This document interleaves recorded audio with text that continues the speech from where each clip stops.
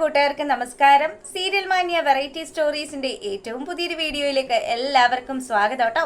ഞാൻ എത്തിയിരിക്കുന്നത് ചെമ്പനീർ പൂവ് സീരിയലിന്റെ ഇനി വരുന്നൊരു സൂപ്പർ ഹിറ്റ് വിശേഷമൊക്കെ ആയിട്ടാണ്. അപ്പൊ നേരെ നമുക്ക് ആ കഥയിലേക്ക് പോയാലോ. അങ്ങനെതാ നമ്മുടെ ശ്രുതിയുടെ അച്ഛൻ കല്യാണമൊക്കെ കഴിഞ്ഞതിന് ശേഷമാണ്. അപ്പൊ ദാ ശ്രുതിയുടെയും വിവാഹ ശേഷം ഇവളുടെ വീട്ടിൽ നിന്ന് ആരും തന്നെ വരുന്നില്ലല്ലോ. അച്ഛൻ വലിയ മലേഷ്യക്കാരനാണ് എന്നൊക്കെ പറഞ്ഞിട്ടും ഇതുവരെ അവളുടെ വീട്ടിൽ നിന്ന് ഒരു മനുഷ്യർ പോലും വന്നില്ല. അതുകൊണ്ട് തന്നെ നമ്മുടെ ശ്രുതിയാണെങ്കിൽ ഒരു വലിയ കള്ളത്തരം പറയാണ്. അച്ഛൻ ചില ബിസിനസ് ഇടപാടുകളും ഒക്കെ ആയിട്ട് ബന്ധപ്പെട്ട് ഒരു കേസിൽപ്പെട്ട് മലേഷ്യയിലെ ജയിലിലാണ് എന്നുള്ള കാര്യം ഇത് കേൾക്കുന്ന ചന്ദ്രമതി ആണെങ്കിലോ, എൻ്റെ മോളെ, നിന്റെ അച്ഛൻ അത്രയും കാശും പണവും ഒക്കെ ഉണ്ടായിട്ട് അങ്ങനെ ജയിലിലൊക്കെ ആകുമോ? അതെ അമ്മേ, കൂടെ നിന്ന് ആരോ ചതിച്ചതാണ് എന്നൊക്കെ പറഞ്ഞ് ശ്രുതി ഒരുവിധം നമ്മുടെ ചന്ദ്രമതിയെ ധരിപ്പിച്ചു. അപ്പൊ ചന്ദ്രയാണെങ്കിലോ, മോളെ, നിന്റെ അച്ഛൻ പുറത്തിറങ്ങണമല്ലോ, എന്തായാലും ഇത്ര വലിയ കോടീശ്വരനായിട്ടുള്ള മനുഷ്യനാണ്, അപ്പം അദ്ദേഹത്തിന് വേണ്ടിയിട്ട് നമുക്ക് എന്തെങ്കിലും ഒരു വഴിപാടൊക്കെ നടത്താന്നൊക്കെ പറയുകയാണ്. ഈ സമയത്താണെങ്കിലോ നമ്മുടെ സുധിയെ പറ്റിച്ചിട്ട് നാട് വിട്ടൊരു കക്ഷിയുണ്ടല്ലോ, നമ്മുടെ നീലിമ, 50 ലക്ഷമായിട്ട് മുങ്ങിയ നീലിമ ദാ തിരികെ നാട്ടിലേക്ക് വരികയാണ്.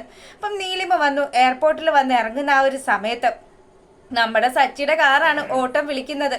സച്ചി ആണെങ്കിൽ വിദേശത്ത് നിന്ന് വരുന്ന ഒരാളായത് കൊണ്ട് ആ രീതിയിലൊക്കെ സ്വീകരിച്ച് വണ്ടിയിൽ കയറ്റി. അതിനുശേഷമാണെങ്കിലോ ഇവർ ഓരോ കഥകളൊക്കെ പറഞ്ഞ് ഇങ്ങനെ വരുന്ന ആ സമയത്ത്, മേഡം എവിടെന്നാ വരുന്നതെന്ന് ചോദിക്കുമ്പം ഞാൻ കാനഡയിൽ നിന്നാണ് വരുന്നത്. അല്ല മേഡം, കാനഡയിലെ ക്ലൈമറ്റ് ഒക്കെ ഭയങ്കര തണുപ്പാണെന്ന് പറയുന്നത് ശരിയാണോ എന്ന് സച്ചി ചോദിക്കുകയാണ്. അതെ ശരി തന്നെയാണ്, ഭയങ്കര തണുപ്പാ, ചില സമയമൊക്കെ ഉണ്ടല്ലോ ഒട്ടും സഹിക്കാൻ പറ്റില്ല. നമ്മുടെ നാട്ടിലെ കാലാവസ്ഥയൊക്കെ ആയിട്ട് നോക്കുമ്പോഴത്തേക്കിനും ഭയങ്കര വ്യത്യാസമാണെന്നൊക്കെ പറഞ്ഞ് ഇവളിങ്ങനെ സംസാരിച്ചുകൊണ്ട് നിൽക്കുമ്പം, എൻ്റെ വീട്ടിലുണ്ട് മേഡം ഒരാള്, എൻ്റെ ചേട്ടനാണ്, അവന് ഭയങ്കര ആഗ്രഹമാണ് കാനഡയിൽ പോകണമെന്നുള്ളത്. എന്തായാലും അവിടെ പോകാനൊക്കെ ഒരുപാട് പൈസ വേണ്ടി വരില്ലേ, അതുകൊണ്ട് മാത്രം പുള്ളിക്കാരനൊന്ന് അടങ്ങി നിൽക്കുന്നതാണ് എന്നൊക്കെ പറഞ്ഞ് നമ്മുടെ സച്ചി യാത്രക്കിടയിൽ ഓരോ കാര്യങ്ങളും സംസാരിക്കുകയാണ്. അപ്പം ഇതൊക്കെ കേട്ടുകൊണ്ട് നീലിമ ശരിക്കും പറഞ്ഞാൽ ആ ഒരു ഗെറ്റപ്പും ലുക്കും ഒക്കെ മാറി മുടിയൊക്കെ ഇങ്ങനെ ബോബ് ചെയ്തിട്ടേക്കുന്ന രീതിയിലാണ് വന്നിരിക്കുന്നത്. നമ്മുടെ സച്ചി നീലിമയെ കാണാത്തത് കൊണ്ട് തന്നെ സച്ചിക്ക് അറിയില്ല എന്താണ് എങ്ങനെയാണ് എന്നുള്ള കാര്യം. അങ്ങനെ ഇവർ വരുന്ന ആ ഒരു വഴിക്ക് നമ്മുടെ രേവതി വിളിക്കുകയാണ്. അതെ, നിങ്ങളൊന്ന് എത്രയും പെട്ടെന്ന് ക്ഷേത്രത്തിലേക്ക് വരുമോ എന്ന് ചോദിക്കുക. അപ്പൊ സച്ചി പറയുന്നുണ്ട്, എടിതേ എനിക്കൊരു ക്ലയന്റ് ഉണ്ട്, ഇവരെയും കൊണ്ട് ഞാനൊരു ഹോട്ടലിലേക്ക് പോയിക്കൊണ്ടിരിക്കുകയാണ്. അപ്പം അതുകൊണ്ട് നീ ഒരു കാര്യം ചെയ്, ഞാൻ ഇന്ന് വരുന്നില്ല എന്നുള്ള കാര്യം നീ അമ്മയോട് പറയാണ്. അപ്പൊ ചന്ദ്രമതി അറിഞ്ഞു കഴിഞ്ഞാൽ പ്രശ്നമാകും, ദേവി ചെയ്ത് നിങ്ങൾ നമ്മുടെ വീട്ടിലൊരു പ്രശ്നം ഉണ്ടാക്കല്ലേ എന്നും പറഞ്ഞ് രേവതി ആണെങ്കിൽ, നിങ്ങൾ ആ ഹോട്ടലിലേക്ക് പോകുന്ന വഴിയാണെങ്കിൽ നമ്മുടെ വീട്ടിലൊന്ന് കയറ്, അല്ലെങ്കിൽ ഒരു കാര്യം ചെയ്യാം, ഞങ്ങൾ പോകുന്ന ക്ഷേത്രത്തിന്റെ ഡീറ്റെയിൽസ് പറഞ്ഞു തരാം, നിങ്ങൾ പോകുന്ന വഴിയാണെങ്കിൽ ഒന്ന് കയറി ഒരു 5-10 മിനിറ്റ് മാത്രം മതി. ശ്രുതിയുടെ വീട്ടിൽ ശ്രുതിയുടെ അച്ഛന് ഉണ്ടായ പ്രശ്നമൊക്കെ മാറാൻ വേണ്ടിയിട്ട് അമ്മ എന്തൊക്കെയോ വഴിപാട് നേർന്നതാണ് എന്നും പറഞ്ഞ് കാര്യങ്ങളൊക്കെ നമ്മുടെ സച്ചിയോട് പറഞ്ഞു. അപ്പൊ സച്ചി ആണെങ്കിലോ നോക്കട്ടെ എന്നും പറഞ്ഞ് ഫോൺ വെച്ചു.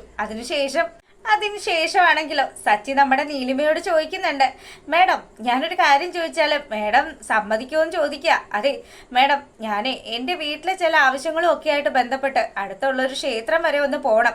അപ്പം നമ്മൾ പോകുന്ന വഴി തന്നെയാണ്, ഒരു 5 മിനിറ്റ് ഞാൻ അവിടെ ഒന്ന് ഇറങ്ങിയ പ്രശ്നമുണ്ടോ, അല്ലെങ്കിൽ ഞാൻ മേഡത്തിന് വേറെ ഏതെങ്കിലും ഒരു വണ്ടി അറേഞ്ച് ചെയ്ത് തരാമെന്ന് പറഞ്ഞതും നീലിമ പറയുന്നുണ്ട്, അതൊന്നും പ്രശ്നമില്ല, എന്തായാലും താനുമായിട്ട് യാത്ര ചെയ്യുന്നത് എനിക്ക് നല്ല ഇഷ്ടമായി. ഇനി ഞാൻ ഈ നാട്ടിൽ നിന്നും തിരികെ പോകുന്നത് വരെ എന്തോട്ടം വന്നാലും ഇയാളെ ആയിരിക്കും വിളിക്കുന്നത് എന്നും പറഞ്ഞ് നമ്മുടെ സച്ചിയോട് കൂടി വലിയ ക്ലോസ് ആയിട്ട് ഇങ്ങനെ നീലിമ സംസാരിക്കുകയാണ്. അങ്ങനെ അവർ ക്ഷേത്രത്തിലെത്തുന്ന ഒരു സമയത്ത് നമ്മളെ കാണിക്കുന്നത് നമ്മുടെ ചന്ദ്രമതി ആണെങ്കിലോ ശ്രുതിയാണെങ്കിൽ ശരിക്കും പറഞ്ഞ് ചുരിദാറൊക്കെ ഇട്ടുകൊണ്ടാണ് ക്ഷേത്രത്തിലേക്ക് വന്നിരിക്കുന്നത്. ശ്രുതിയുണ്ട്, അതുപോലെ തന്നെ ശ്രീകാന്തിന്റെ ഭാര്യയായിട്ട് നമ്മുടെ വർഷയും വരുന്നുണ്ട്. അങ്ങനെ എല്ലാവരും കൂടി, സച്ചി ഒഴികെ എല്ലാവരും കൂടി ക്ഷേത്രത്തിലെത്തി. അപ്പം എത്തിയ പാട് തന്നെ മോളെ ഒരുപാട് വഴിപാടുകളൊക്കെ ഉണ്ട്. ക്ഷേത്രത്തിൽ നിന്നും ആ തിരുമേനി വന്നിട്ട് പറയുന്നുണ്ട്, എല്ലാ കാര്യങ്ങളും വേണ്ട വിധം തന്നെ ചെയ്തോണം, ഞാൻ പറഞ്ഞ കാര്യങ്ങളൊക്കെ ചെയ്തെങ്കിൽ മാത്രമേ ഫലം കിട്ടുകയുള്ളൂ എന്ന് പറഞ്ഞു. ചന്ദ്രമതി ആണെങ്കിലോ, എല്ലാം ഞാൻ എൻ്റെ മരുമോളെ കൊണ്ട് ചെയ്യിച്ചോളാം, എന്തായാലും തിരുമേനി വിഷമിക്കേണ്ടെന്നും പറഞ്ഞ് നമ്മുടെ ഗണപതി ഭഗവാന് ഏത്ത വിട്ട് തുടങ്ങുന്ന ചടങ്ങ് തൊട്ട് ശ്രുതിയെ കൊണ്ടങ്ങ് ചെയ്യിക്കുകയാണ്. അപ്പൊ ഇതിനു മുന്നേ തന്നെ ശ്രുതിയുടെ തലവഴി കുറച്ച് വെള്ളമൊക്കെ കൊണ്ടുവന്ന് ഒഴിക്കണമെന്ന് പറഞ്ഞു. അങ്ങനെ ശ്രുതിയെ കൊണ്ട് ഒരു മഞ്ഞ സാരിയൊക്കെ ഉടുപ്പിച്ചു. അപ്പൊ ശ്രുതിയാണെങ്കിൽ അവിടെ അങ്ങനെ ഇങ്ങനെ വിഷമിച്ച് നിൽക്കുകയാണ്.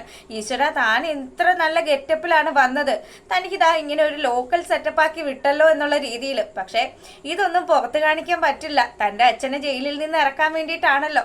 അപ്പം ഇതൊക്കെ അറിഞ്ഞ ആ സമയത്ത് നമ്മുടെ ശ്രുതി പറയുന്നുണ്ട്, എൻ്റെ പൊന്നോ, ഇല്ലാത്തൊരച്ഛന് വേണ്ടിയിട്ടാണ് ഞാനിവിടെ വഴിപാട് നടത്താൻ പോകുന്നത്, ഭഗവാനെ എന്നോട് ക്ഷമിച്ചേക്കണേന്ന് പറഞ്ഞു. അങ്ങനെ അവരെത്തിയതാണെങ്കിലോ ഒരു മുരുകന്റെ ക്ഷേത്രത്തിലാണ്. അപ്പം എത്തിയ പാടെ നമ്മുടെ ചന്ദ്രമതി പറയുന്നുണ്ട്, മുരുകന്റെ ക്ഷേത്രം മലേഷ്യയിൽ എവിടെയോ ഒരു വലിയ മുരുകന്റെ അമ്പലം ഉണ്ടല്ലോ. അപ്പം അവിടെയുള്ള മുരുകൻ ഇവിടെ ഇരുന്നുള്ള കാര്യങ്ങളൊക്കെ കാണുമായിരിക്കും. ഇവിടെ ഇങ്ങനെ ഒരു മോള് കഷ്ടപ്പെട്ട് വഴിപാട് നടത്തുന്ന കാര്യമൊക്കെ കണ്ട് ആ മുരുകന്റെ മനസ്സലിഞ്ഞാലോ എന്നൊക്കെ പറഞ്ഞ് ചന്ദ്ര ഇങ്ങനെ സംസാരിക്കുക. ഇനി അധികം സംസാരിച്ച് നിൽക്കാൻ നേരെയില്ല എന്നും പറഞ്ഞ് ഗണപതി ഭഗവാന്റെ നടയിൽ കൊണ്ടുപോയി നമ്മുടെ ശ്രുതിയെ കൊണ്ട് 10 ഏത്ത ഇടിയിച്ചു. അപ്പൊ ശ്രുതിയാണെങ്കിലോ, ഈശ്വര, ഞാൻ നീ എന്തൊക്കെ ചെയ്യണം. അങ്ങനെ അടുത്ത് വേറെ ഒരു ദൈവത്തിന്റെ നടയിൽ കൊണ്ടുപോയി. അവിടെ കൊണ്ടുപോയതും ശ്രുതിയുടെ കൈ നീട്ടാൻ പറഞ്ഞു. ശ്രുതിയുടെ കൈയിലേക്ക് കർപ്പൂരം കത്തിച്ച് വെച്ചു കൊടുക്കുകയാണ്.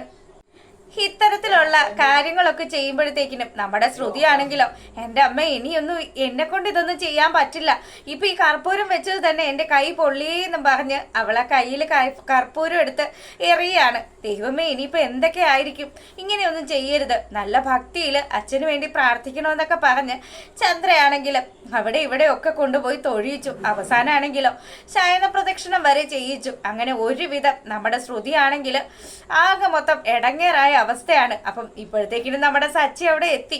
സച്ചി വന്ന രേവതിയോട് പറയുന്നുണ്ട്, ദേ എൻ്റെ ആ ഒരു ഫോറിൻ ക്ലയന്റ് ഉണ്ടല്ലോ, അവരെൻ്റെ കൂടെ വണ്ടിയിലുണ്ട്, അവരെ പറഞ്ഞ സ്ഥലത്ത് എത്തിക്കാനുള്ളതാണ്. അതുകൊണ്ട് ഞാൻ പറയുന്നത് ഒന്ന് കേക്ക്, നീ അമ്മയോട് പറയ്, എനിക്ക് ഇപ്പൊ തന്നെ പോകണം, എനിക്ക് അധിക സമയം ഇവിടെ നിൽക്കാൻ പറ്റില്ല എന്ന് പറഞ്ഞു. ഇതിനിടക്കാണെങ്കിലോ നമ്മുടെ സുധിക്ക് ഒരു കോള് വരികയാണ്. അപ്പൊ സുധിയാണെങ്കിൽ കയ്യിലിരുന്ന താലമൊക്കെ എടുത്ത് ശ്രീകാന്തിന്റെ കയ്യിൽ കൊടുത്തു. അതിനുശേഷം ആ കോള് അറ്റൻഡ് ചെയ്ത് സംസാരിച്ച് നമ്മുടെ സുധി വെളിയിലിറങ്ങി. അപ്പം സംസാരിച്ച് വരുമ്പോഴത്തേക്കിനും ആശാനാണെങ്കിലോ നമ്മുടെ നീലിമയുള്ള കാറിന്റെ പറ്റലായി. അപ്പൊ നീലിമ അബദ്ധം വെച്ചാൽ നമ്മുടെ സുധിയെ കണ്ടു. ഈശ്വര, ഇനി സുധി എന്നെ കണ്ടു കഴിഞ്ഞാൽ പ്രശ്നമാകുമല്ലോ എന്ന് വിചാരിച്ച് അവൾ ആ കാറിനകത്ത് തന്നെ കയറി പതുങ്ങിയിരിക്കുകയാണ്. സുധിയാണെങ്കിലും ആ കാറിന്റെ ഫ്രണ്ടിൽ വന്ന് നിന്ന് മുടിയൊക്കെ നേരെയാക്കുന്നു, ഭംഗിയൊക്കെ നോക്കുന്നു. അങ്ങനെ സംസാരിച്ച് ഭാഗ്യം വെച്ചാ നീലിമയ്ക്ക് എന്തോ ഭാഗ്യം ഉണ്ടായിരുന്നത് കൊണ്ട് മാത്രമാണ് സുധി അന്നേരം നീലിമയെ കാണാതിരുന്നത്. അങ്ങനെ തിരികെ അവർ ചെന്നതിന് ശേഷമാണെങ്കിലോ നമ്മുടെ സച്ചി ആണെങ്കിലും രേവതിയോട് യാത്ര പറഞ്ഞു പോരുകയാണ്.